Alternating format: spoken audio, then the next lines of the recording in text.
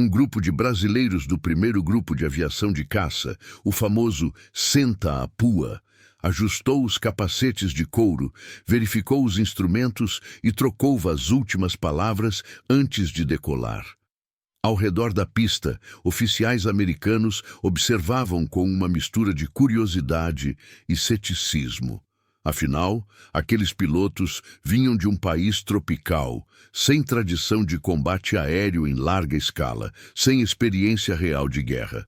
Muitos dos americanos se perguntavam em silêncio se os brasileiros realmente estariam prontos para o inferno que esperavam sobre os Apeninos.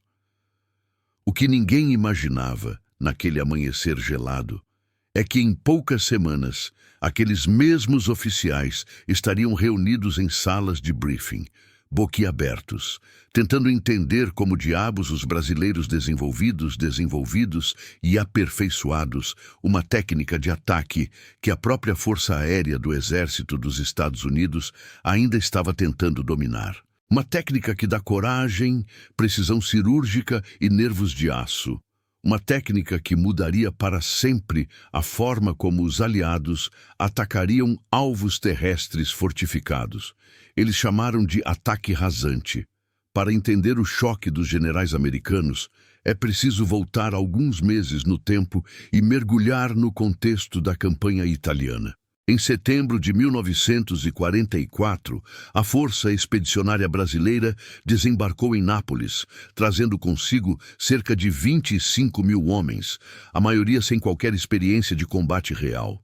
Mas junto com a infantaria veio também o primeiro grupo de aviação de caça, equipado com os robustos P-47 Thunderbolt, aviões pesados, poderosos, capazes de carregar bombas e foguetes, mas também conhecidos por sua resistência a danos. Os pilotos brasileiros treinaram nos Estados Unidos, em bases como Suffolk Field, na Virgínia, onde aprenderam as doutrinas americanas de combate aéreo. Lá, foram instruídos nas técnicas padrão de bombardeio em mergulho, metralhamento em ângulos médios e significativos com tropas terrestres. Mas o treinamento, por mais intenso que fosse, não conseguiu replicar o caos, o medo e a improvisação brutal que a guerra real trazia. Quando chegaram à Itália, os brasileiros foram integrados ao 20º Comando Aéreo Tático, subordinados ao 350º Grupo de Caça da USAF. A princípio, foram tratados com cortesia, mas também com uma certa condescendência. Afinal, os americanos já estavam em guerra há anos, foram enfrentados pela Luftwaffe sobre a França, foram bombardeados pela Alemanha, perderam centenas de aviões e milhares de homens. Os brasileiros, por outro lado, eram novos. Pilotos vindos de um país distante, sem tradição bélica recente, sem os recursos industriais ou tecnológicos das grandes potências. Muitos oficiais americanos, em conversas privadas, duvidavam que os brasileiros conseguissem acompanhar o ritmo das operações. Algumas até fizeram piadas, indicando que os amigos do Sul talvez fossem os melhores em desfiles do que em combate. Mas o que os americanos não sabiam é que aqueles pilotos brasileiros carregavam algo que não se aprende em manual. A capacidade de improvisar, de se adaptar rapidamente, de transformar limitações em vantagens. E foi exatamente isso que aconteceu nas montanhas geladas da Itália. Os primeiros dias de operação foram tensos. As missões consistiam em apoio aéreo próximo, atacando posições alemãs entrincheiradas nas montanhas, destruindo pontes, depósitos de suprimentos, comboios e bunkers. O terreno era traiçoeiro. Os Apeninos formaram um labirinto de vales estreitos, picos cobertos de neve, neblina densa que cirurgia do nada, ventos cruzados que sacudiram os aviões como brinquedos. A artilharia antiaérea alemã, os temidos canhões Flak de 88 mm, foram posicionados estrategicamente, criando cortinas de fogo que transformavam o céu em um inferno de estilhaços. Os alemães sabiam que os aliados dependiam do poder aéreo e, por isso, investiram pesadamente em defesas antiaéreas. Cada missão era uma roleta russa. Voar alto demais, teve que ficar exposto por mais tempo, dar aos alemães tempo de ajustar a mira, calcular a trajetória, disparar rajadas geográficas. Voar em ângulos previsíveis, como os manuais americanos recomendavam. Entraria em zonas de tiro onde os alemães já tinham calibrado suas armas. E foi justamente aí que os brasileiros começaram a perceber algo crucial. As doutrinas que aprenderam nos Estados Unidos, embora práticas em teoria, não se adaptaram bem à realidade brutal dos Apeninos. Era preciso algo diferente, algo mais agressivo, algo que pegasse os alemães de surpresa, que reduzisse o tempo de exposição ao fogo antiaéreo, que aumentasse a precisão dos ataques. E foi assim, quase por necessidade, que os pilotos brasileiros começaram a desenvolver e aperfeiçoar a técnica do ataque rasante. A ideia não era totalmente nova. Pilotos de diversas nações já realizaram voos experimentados em baixa altitude para atacar alvos terrestres. Mas o que os brasileiros fizeram foi transformar isso em uma doutrina refinada, em uma técnica que combinava velocidade extrema, ângulo de ataque agressivo, timing perfeito e coragem quase suicida. O conceito era simples, mas a execução era brutal. Em vez de mergulhar de grande altitude, expondo-se por longos segundos ao fogo antiaéreo, os pilotos brasileiros voavam baixo, muito baixo, quase raspando as copas das árvores, os telhados das casas, as encostas das montanhas. Eles se aproximavam do alvo em alta velocidade, muitas vezes a mais de 500 quilômetros por hora, usando o relevo como cobertura. Quando finalmente avistaram o alvo, subiam rapidamente, ganhavam apenas a altitude necessária para o ataque e então mergulhavam em um ângulo irrelevante, quase vertical, disparando captações, lançando bombas e foguetes com precisão cirúrgica. O tempo de exposição ao fogo inimigo foi limitado por alguns segundos. Antes que os artilheiros alemães conseguissem reagir, os brasileiros já atingiram o alvo e saíram em alta velocidade, novamente usando o terreno como escudo. Era uma técnica que proporciona reflexos rápidos, coordenação perfeita entre olhos e mãos, conhecimento profundo do avião e, acima de tudo, nervos de aço. Qualquer erro, qualquer hesitação, qualquer falha no projeto de altitude ou de velocidade, e o avião se espatifaria contra a montanha ou seria despedaçado pela térmica inimiga. Mas os brasileiros dominaram essa técnica com uma maestria que surpreendeu a todos. Nas primeiras vezes que os pilotos brasileiros executaram ataques rasantes, os observadores americanos ficaram incrédulos. Alguns acharam que era uma loucura, que os brasileiros se arriscaram demais, que em breve começariam a perder aviões e pilotos. Mas o oposto aconteceu. As taxas de acerto dos brasileiros subiram vertiginosamente. Alvos que antes foram excluídos de múltiplas passagens, com riscos elevados e resultados incertos, agora foram destruídos em uma única investida. As pontes foram derrubadas, os bunkers foram silenciados, os comboios foram incendiados, tudo com uma eficiência assustadora. E o mais impressionante, as perdas brasileiras eram menores do que as esperadas. A técnica do ataque rasante, ao reduzir o tempo de exposição, estava salvando vidas. Os alemães, acostumados a enfrentar ataques aéreos previsíveis, de repente se viram diante de um inimigo que surgia do nada.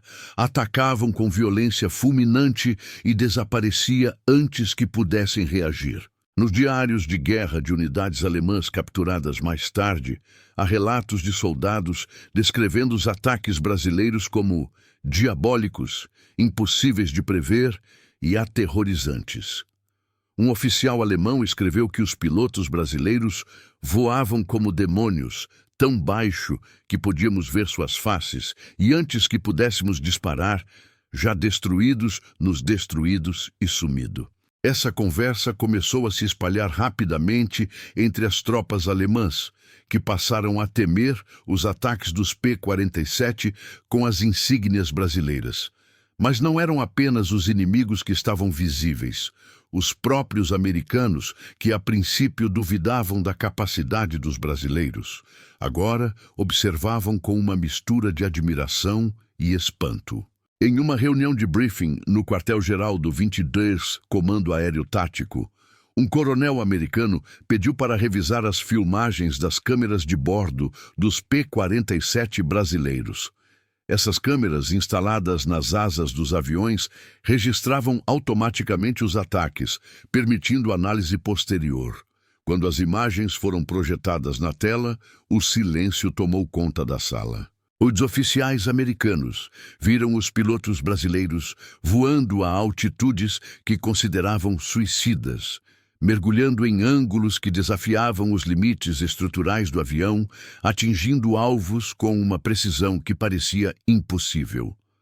Um general americano, cujo nome foi registrado em relatórios desclassificados décadas depois, teria dito: "Meu Deus, esses caras são loucos ou gênios, talvez os dois." A verdade é que os brasileiros não eram loucos nem gênios.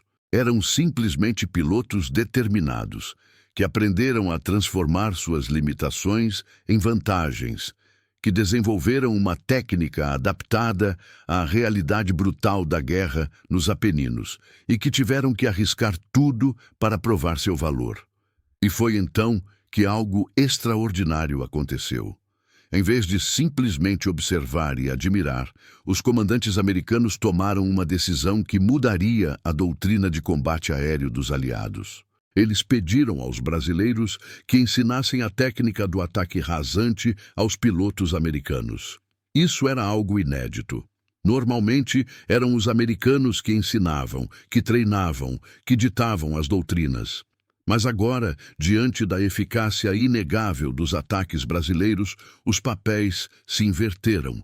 Pilotos brasileiros, muitos deles jovens tenentes e capitães, foram convocados para dar palestras, projeções e treinamentos para esquadrões americanos. Eles explicaram os princípios básicos: como usar o terreno para se aproximar sem ser detectado, como calcular o ângulo de subida e mergulho, como ajustar a velocidade para maximizar a precisão sem perder a capacidade de fuga, como coordenar o disparo das capturas e o lançamento de bombas no momento exato.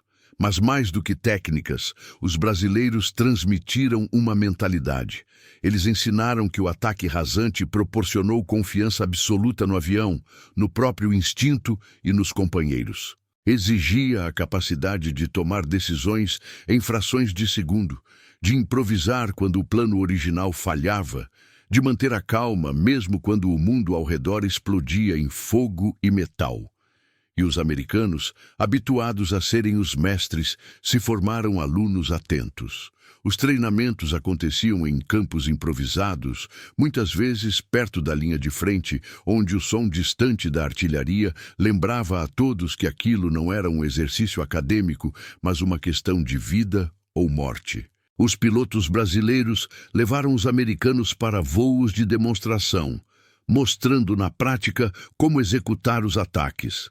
Voavam em formação, desciam juntos até altitudes que faziam os americanos segurarem a respiração, e então subiam e mergulhavam com uma sincronia perfeita, atingindo alvos simulados com precisão impressionante. Depois, no chão, sentados em caixas de munição ou em mesas improvisadas, os brasileiros desenharam diagramas, explicaram os cálculos de velocidade e ângulos, responderam perguntas, compartilharam truques que aprenderam na prática.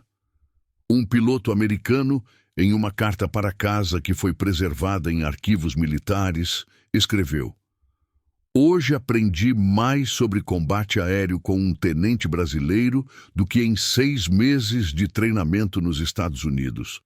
Essas caras são os melhores que já vi." Esse tipo de reconhecimento vindo de pilotos veteranos que foram enfrentados pela Luftwaffe sobre a Europa era extraordinário. E não era isolado. Os relatórios oficiais começaram a mencionar a técnica brasileira de ataque rasante como uma inovação tática significativa, algo que deveria ser incorporado aos manuais de combate da USAF.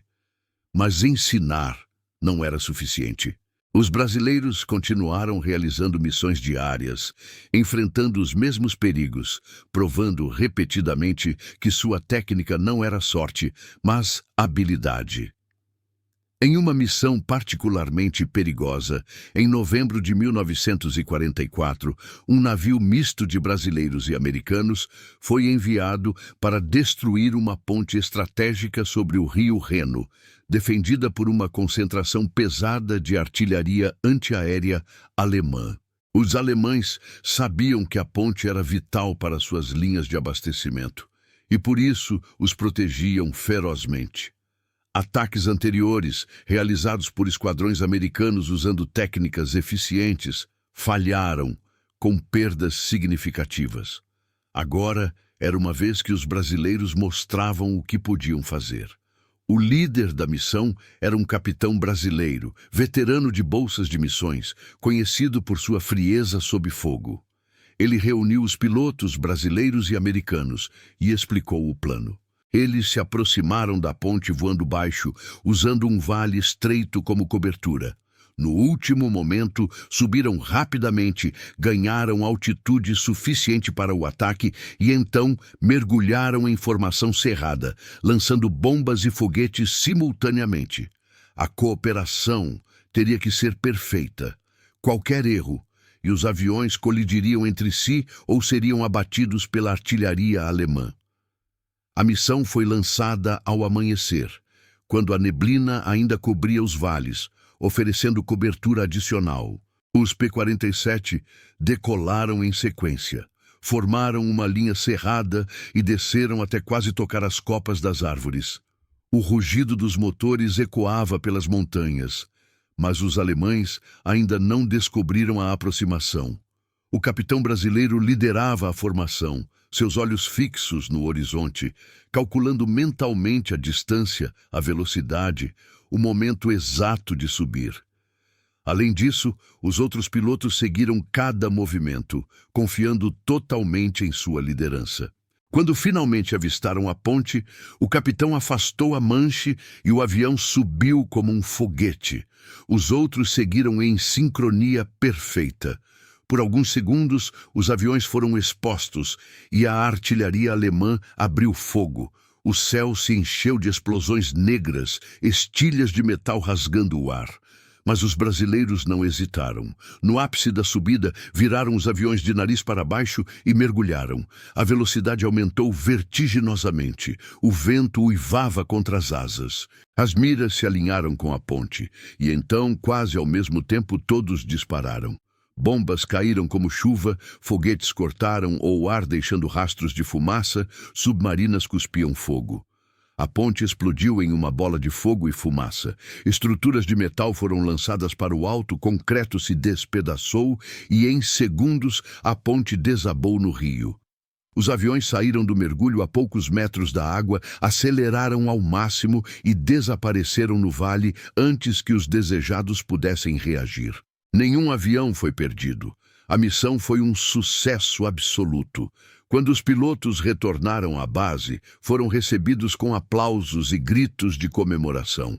Os americanos que voaram ao lado dos brasileiros eram eufóricos. Um deles, ainda tremenda de adrenalina, abraçou o capitão brasileiro e disse: "Vocês são insanos, mas são os melhores." Os relatórios da missão foram enviados imediatamente ao comando superior e em poucas horas chegaram às mesas dos generais. A destruição da ponte, considerada um alvo quase impossível, usando a técnica brasileira de ataque rasante com 0 perdas, foi vista como uma prova definitiva da eficácia do método. E foi nesse momento que a decisão foi tomada. A técnica brasileira seria oficialmente incorporada aos manuais de treinamento da USAF. Instrutores brasileiros foram destacados para bases de treinamento na Itália e, mais tarde, até nos Estados Unidos, para ensinar uma nova doutrina a pilotos recém-formados. O que havia começado como uma improvisação nascida da necessidade nas montanhas geladas da Itália, agora se tornou a doutrina oficial dos aliados. E os generais americanos, que meses antes duvidavam da capacidade dos brasileiros, agora os viam como inovadores, como mestres de uma técnica que salvariam inúmeras vidas e mudariam o curso de inúmeras batalhas. Mas a história não termina aí. À medida que a guerra avançava e os aliados empurravam os alemães cada vez mais para o norte da Itália, os ataques rasantes dos brasileiros se tornaram lendários. Não apenas entre os aliados, mas também entre os inimigos. Prisioneiros alemães, quando interrogados, frequentemente mencionavam os pilotos brasileiros que voam como demônios.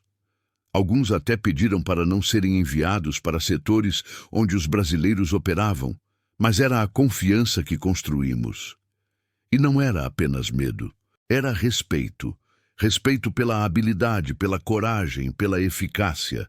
Os alemães, soldados disciplinados e treinadores, reconheceram que enfrentaram adversários de altíssimo nível, e isso, vindo de um inimigo que havia subestimado os brasileiros no início, era talvez o maior reconhecimento possível. Nos relatórios de inteligência alemães, capturados após a guerra, há menções específicas ao primeiro grupo de aviação de caça brasileiro, descrevendo suas táticas, alertando comandantes de campo sobre os perigos dos ataques rasantes e recomendando medidas defensivas especiais. Isso mostra que os alemães não apenas tinham os brasileiros, mas também os estudavam, tentavam entender suas táticas, buscavam formas de se defender. Mas a verdade é que não havia defesa eficaz contra um ataque bem executado. A velocidade, a surpresa e a precisão dos brasileiros tornaram seus ataques quase impossíveis de conter. Enquanto isso, do lado dos aliados, a influência brasileira continuava a se expandir. Esquadrões americanos, britânicos e até franceses adotaram variações da técnica de ataque rasante. Pilotos que aprenderam com os brasileiros levaram o conhecimento para suas unidades, e logo a doutrina se apresentou por toda a frente italiana e, eventualmente, para outros teatros de operação. Na França, após o dia D, pilotos de caça-bombardeiros realizaram ataques rasantes para destruir colunas cegadas alemãs em retirada. No Pacífico, os pilotos americanos adaptaram a técnica para atacar navios e posições japonesas fortificadas em ilhas. A técnica que os brasileiros desenvolveram, desenvolvida e aperfeiçoada nas montanhas da Itália, agora estava sendo usada em todo o mundo, salvando vidas, destruindo alvos estratégicos, acelerando o fim da guerra. E tudo começou isso com um grupo de pilotos brasileiros, subestimados e duvidados, que decidiram que não aceitariam ser medianos, que provariam seu valor, que deixariam uma marca indelével na história da aviação militar. E deixou. Mas o impacto não foi apenas tático, foi também simbólico. Para o Brasil, um país que muitos no mundo ainda viam como periférico, sem tradição militar significativa, sem capacidade de contribuição de forma relevante para o esforço de guerra, a atuação dos pilotos do Senta a Pua foi uma declaração poderosa. Foi a prova de que os brasileiros podiam, sim, competir de igual para igual com as melhores forças militares do mundo, que poderia não apenas acompanhar, mas inovar, ensinar, liderar. Isso teve um impacto profundo na autoestima nacional, na forma como o Brasil foi visto internacionalmente e na relação entre Brasil e Estados Unidos. Os americanos, que tinham sido condescendentes no início, agora tratavam os brasileiros com respeito genuíno. Oficiais brasileiros foram convidados para reuniões estratégicas, suas opiniões foram ouvidas, suas sugestões foram inovadoras. A parceria entre Brasil e Estados Unidos, que antes era desigual, com os americanos claramente no comando, agora se tornou mais equilibrada, mais colaborativa. E isso se reflete não apenas na guerra, mas também nas relações diplomáticas e econômicas do pós-guerra. E os pilotos brasileiros, os homens que arriscaram tudo, que fizeram missões quase suicidas, que desenvolveram e ensinaram uma técnica que mudou a guerra, como eles se sentiam? Nos depoimentos dados décadas depois, muitos deles expressaram uma mistura de orgulho e humildade. Orgulho pelo que teve conquistado, pelo reconhecimento que obteve e recebido, pelo fato de terem provado que os brasileiros puderam, sim, estar entre os melhores. Mas também humildade, porque sabia que tinha perdido amigos, que tinha visto companheiros sendo abatidos, que tinha enfrentado o medo e a morte todos os dias.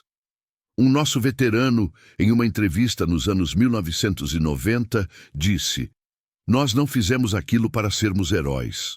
Fizemos porque era dever, porque nossos companheiros no chão dependiam de nós, porque queríamos provar que o Brasil merecia respeito, e acho que conseguimos." Essa simplicidade, essa ausência de arrogância é talvez o traço mais marcante dos veteranos brasileiros. Eles não são como super-heróis, mas como soldados fazendo seu trabalho. E foi exatamente essa mentalidade que os tornou tão eficazes. À medida que a guerra chegava ao fim e os aliados finalmente derrotavam a Alemanha nazista, os brasileiros voltavam para casa. Muitos foram recebidos como heróis, com desfiles, medalhas, reconhecimento público. E houve sim algumas cerimônias, algumas homenagens. Mas, de forma geral, a contribuição brasileira na Segunda Guerra Mundial foi rapidamente esquecida pela população. A vida voltou ao normal. As pessoas seguiram em frente e os veteranos, muitos deles ainda jovens, tiveram que se reintegrar à sociedade civil, encontrar empregos, reconstruir suas vidas. Pouco se sabia sobre o que eu tinha vivido. Alguns porque não queriam reviver os traumas, outros porque sentiam que ninguém realmente entendia.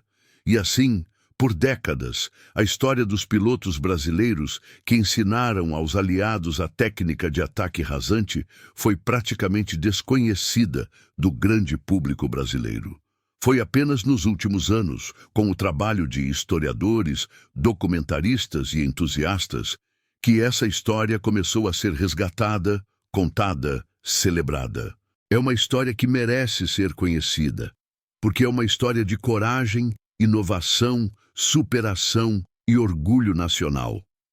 Hoje, quando olhamos para trás, para aqueles dias gelados de 1944, quando jovens pilotos brasileiros voavam sobre as montanhas da Itália, arriscando tudo para provar seu valor, é impossível não sentir uma profunda admiração. Eles não tinham uma tradição militar de grandes potências, não tinham os recursos, não tinham a experiência, mas tinha algo que nenhum manual de guerra pode ensinar: a determinação de superar expectativas, a criatividade de transformar limitações em vantagens e a coragem de arriscar tudo por um ideal maior. E foi essa combinação que fez com que os generais americanos, homens acostumados a comandar as forças mais poderosas do mundo, ficaram em choque, admirados aos verem brasileiros não apenas lutando ao lado deles, mas ensinando-os, mostrando-lhes uma forma melhor de fazer a guerra. Foi um momento de virada. Um momento em que o Brasil provou, de forma inequívoca, que merecia um lugar entre as grandes nações. E tudo começou isso com um grupo de pilotos, voando baixo, rápido e mortal, sobre as montanhas da Itália.